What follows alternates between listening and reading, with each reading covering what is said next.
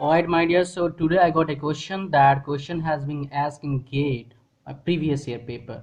So actually, I'm sharing these days related to operation research, and I have already shared with you graphical method in linear programming.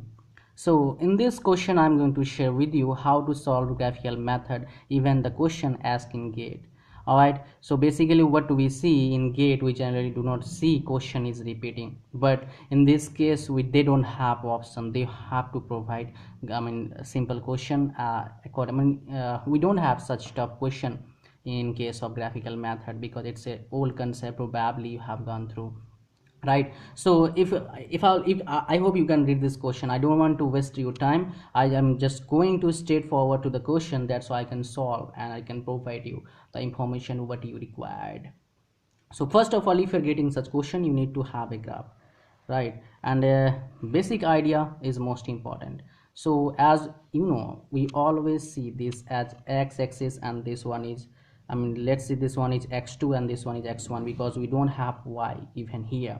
So x1 and x2. All right, so let's go for it. We have three constant here, 1 2 3. So here x1 is equal to 40 and x2 is equal to 40 by 3.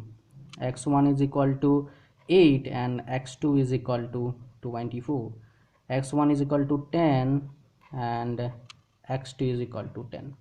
I hope you know the concept behind it, how to find out. If you don't know, watch my old videos. You can easily understand how I did this and how you can do the same. Now what I have to do, I have seen the maximum number I have given, that is 40. So I have to take like this: x1, x2, x3, x4, and x2, 1 2 3 4, right? So 10 10 10 10 10 10 10 10. So this one is 40. All right, so first of all, let's go for the equation 1. X1 is 40 and x2 is equal to how much? 40 by 3. That means 13 point something. It's 40 divided by 3. Let me do 13.33. So let me assume it as here. So I just have to draw this line. Now I need to consider one of the most important thing, that is forward and backward. So basically what this is less than, that's why I have to take it as forward because it is less than given there. Now this is for equation 1. Let me use another pen, that's why it would be quite good for you, right? So this one and this one. So this is for equation 1. Now equation 2. Equation 2, x1 is 8.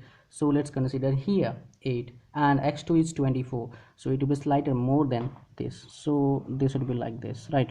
So this is for equation 2 and let it be like this forward. Now let's do one more thing, that is another equation 10 10. So this one and this one, I have to draw another line which will represent the equation 3. So this is how you can draw, the equation. Now what you have to do, you have to find out maximum profit. So here we got, this region is known as feasible region. We got 3 point over here, A, B and C. All right, so we got 3 point over here.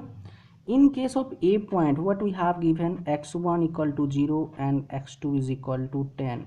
In case of C point, x2 is equal, x1 is equal to C point, that would be C point. So x1 is equal to 8 and x2 is equal to 0. And in case of B point, if I'll do like this, then you can easily understand what values I must have. Actually I have used a graph as well as scale to find out the exact value. That is 7. X1 is equal to 7 and x2 equal to 3. Now what I have to do, I have to put all values in the maximum, which equation we have given already in this equation, to find out the maximum profit, because our ultimate goal is to find out maximum profit. Now I'm going to put here, if we put 10 in place of 2, then what will happen? This will be 50. Now x1 is equal to, even x2 equal to, so here x2 is equal to 10, so x1 is equal to how much? 0, so 50. Now here 8, x1 is equal to how much? 8. So uh, okay, so basically what happened, all right, no problem. So what happened now, I have to find out the maximum profit. Just wait. All right, so maximum profit is this. Here we got 50 and here how much we got? 8 into 2, that is 16.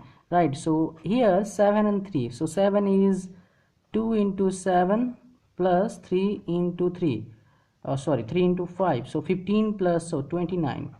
So the thing is that where we are getting maximum 50 and 29, but in option if you see option in this paper, we don't have this option 50.